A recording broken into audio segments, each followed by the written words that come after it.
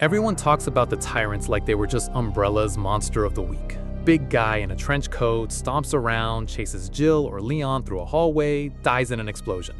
That's the surface read. But nobody ever really asked the question that actually matters here. Why did Umbrella need this thing to exist in the first place?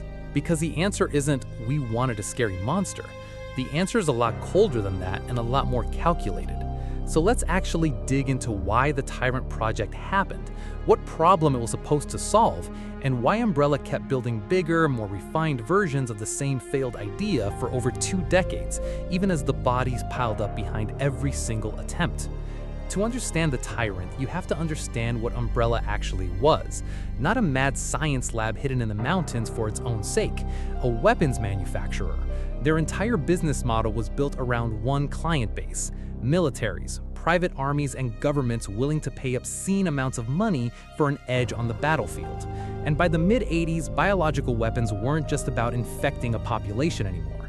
Umbrella's board wanted something you could point at a target and walk away from, a living weapon, something that didn't need training, didn't need years of conditioning, didn't ask questions, and could tank damage a normal soldier never could.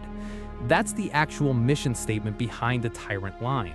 Not create a monster, create the perfect soldier, one that follows orders, doesn't feel fear, doesn't need a paycheck, doesn't need a pension, and can be mass-produced the second the next contract comes in. On paper, it's just product development. In practice, it meant Umbrella needed a steady supply of human test subjects, and a steady supply of test subjects means a steady supply of people who either volunteered for money they never got to spend or never volunteered at all. The problem was, biology doesn't cooperate with a business plan that clean. The earliest true attempt at this, the model designated T001, is basically a case study in what happens when a corporation prioritizes speed over control. The subject was pumped with a massive, concentrated dose of the virus, because the goal wasn't a careful, gradual mutation.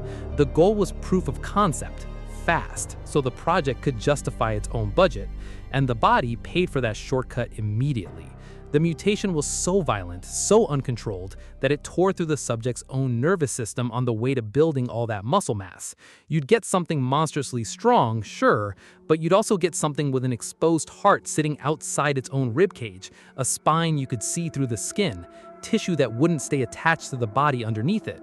The virus was so busy building raw power that it forgot to build anything resembling structural integrity. It was strong enough to kill a room full of people and fragile enough that a handgun round to the wrong spot could stop it cold. And here's the part that made Umbrella's own scientists uneasy. These early Tyrants weren't soldiers. They were rage wearing a body that used to be a person. No tactical awareness, no ability to take a command mid-fight and adjust to it, just forward momentum and a kill instinct. Which meant the company had built something that could level a city block, but couldn't be trusted to walk into one and follow an objective. You can't sell a weapon to a government client that can't tell the difference between a target and the person holding its leash. That's the tension that defines this entire project. Umbrella wanted control. What they kept getting was chaos wearing a body they'd paid millions to design. So they iterated. And this is where it gets interesting, because you can actually track Umbrella's corporate anxiety through the different Tyrant models like a paper trail. Take the line that eventually produces what most fans just call Mr. X. By this stage, Umbrella had learned from the T001 disaster. They slowed things down. Instead of one massive overdose, later models were built through more controlled, gradual exposure, which preserved a lot more of the body's structural integrity. No exposed heart, no exposed spine. Just a dense, armored, almost unnaturally calm engine of destruction that could shrug off small arms fire and keep walking. This version could take a directive and actually hold on to it. Find the target, eliminate the target, don't stop until it's done. That's a genuinely useful product from a weapons manufacturer's perspective. That's something you can put in a pitch meeting. But notice what they sacrificed to get there. Personality, adaptability, anything resembling independent judgment. Mr. X doesn't strategize, it doesn't problem solve, it just executes one directive with total, unblinking persistence, which is exactly why it's so unnerving to be chased by one. It's not smart, it's just never going to stop, and that's arguably worse. Then you've got Nemesis, which is Umbrella swinging the pendulum even further. By this point, the company's getting desperate because their empire's already starting to crack from the inside, and they need something that can specifically hunt and eliminate a very particular threat: STARS operatives. So Nemesis gets outfitted with actual parasitic control organisms layered into its biology, giving it enough retained intelligence to use weapons, adapt its approach, even learn the layout of an environment while it hunts. It can throw a rocket launcher over its shoulder. It can problem solve around an obstacle. That's a massive leap in functional intelligence compared to earlier models.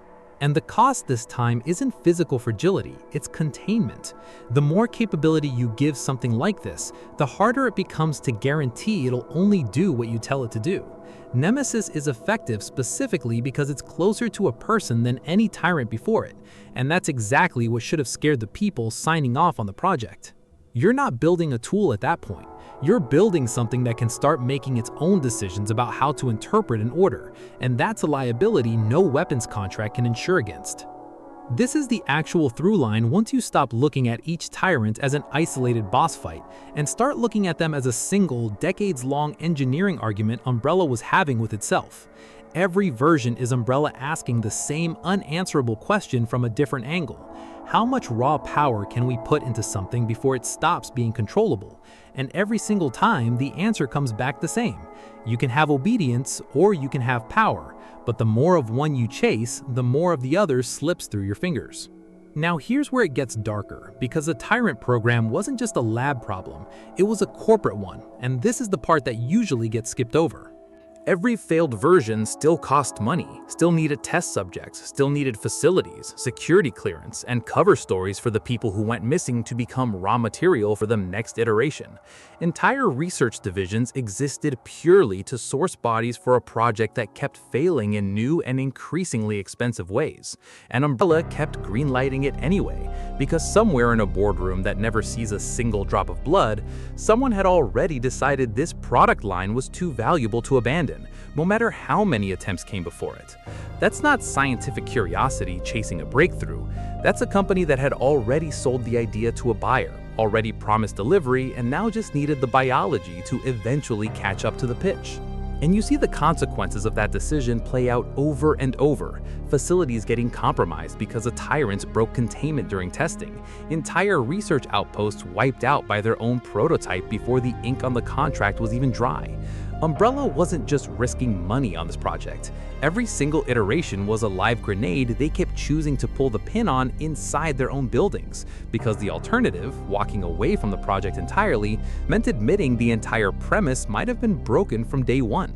So if you zoom all the way out and ask the actual question this video started with, why did Umbrella trade the Tyrants, the honest answer isn't about monsters at all. It's about a corporation trying to manufacture obedience and strength as if they were the same material, as if you could just pour enough virus into a body and get a soldier who's both unstoppable and perfectly loyal at the same time. And every single Tyrant, from the earliest failed prototype to the most refined combat model, is really just another data point proving that equation doesn't balance. You get one or the other, you never get both for long. Which raises the question nobody at Umbrella seemed willing to sit with, no matter how many times the project blew up in their faces, literally and otherwise. If your perfect soldier keeps turning on the mission the second it's activated, was it ever really a weapon you controlled? Or was it always just a disaster you hadn't detonated yet, dressed up in a lab coat and a budget line? And that question doesn't really go away even decades later, even after Umbrella itself collapses under its own weight, because the idea behind the Tyrant, force plus obedience, strength without a mind attached to argue back, that idea didn't die with the company that started it. It just went looking for someone else willing to fund it next. Anyway, that's the real story behind why the Tyrants exist, and why Umbrella never actually stopped chasing something that kept proving it couldn't be built.